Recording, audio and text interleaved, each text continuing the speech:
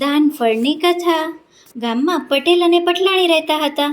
તેમનો એક દીકરો હતો.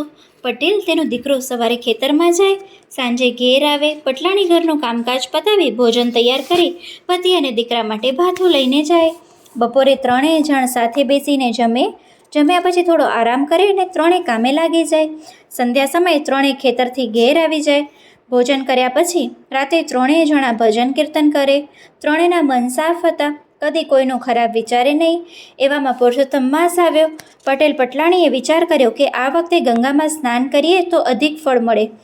પટેલે 2 ગાડા જોડ્યા. 2 ગાડામાં ઘરવખરી ભરી. એક ગાડામાં પટેલ બેઠા, બીજા ગાડામાં એમનો દીકરો અને પટલાણી બેઠા. આમ પટેલ ઘરવખરીના 2 ગાડા ભરીને કુટુંબ સાથે ગંગા નાહવા ચાલી નીકળ્યા. ત્રણેય ભગવાનનું સ્મરણ કરતા જાય અને રસ્તો કાપતા જાય. આમ અડધે રસ્તે આવ્યા. બપોરનો સમય હતો. કકડીને ભૂખ લાગી હતી, તેથી તેમણે એક ઝાડ નીચે ગાડા છોડી હાથ પગ ધોઈ જમવા બેઠા. આ બાજુ પુરુષોત્તમ ભગવાનને પોતાના ભક્તનું પારખું લેવાની ઈચ્છા થઈ. તેઓ સંન્યાસીનું રૂપ લઈ જ્યાં પટેલ કુટુંબ જમતું હતું ત્યાં આવ્યા.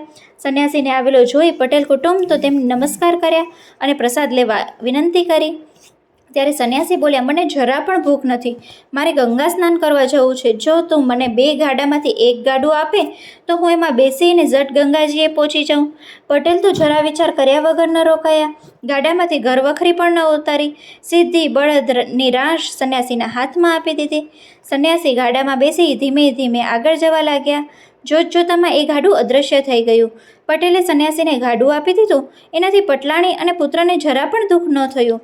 તેઓ બંને પટેલને કહેવા લાગ્યા, ગંગા નદી હજી ઘણી દૂર છે, ચાલીને ત્યાં પહોંચાશે નહીં, માટે આ ગાડામાં બેસી જાઓ.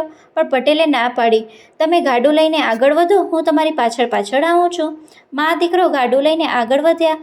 પટેલ ગાડા પાછળ ચાલતા પટેલને પ્રભુના ગુણગાન ગાવામાં રસ્તો ભૂલી ગયા.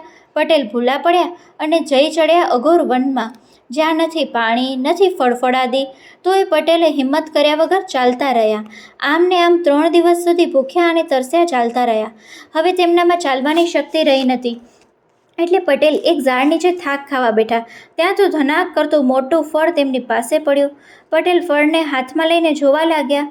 ભૂખ ઘણી લાગી હતી, પણ અજાણ્યું ફળ ખવાય નહીં. પટેલ થોડો થાક ખાઈ રસ્તે ઊભા થયા અને ફળ પોતાની સાથે લીધું અને વિચાર કર્યો કે રસ્તામાં જે કંઈ મળશે તો તેને પૂછી લઈશ.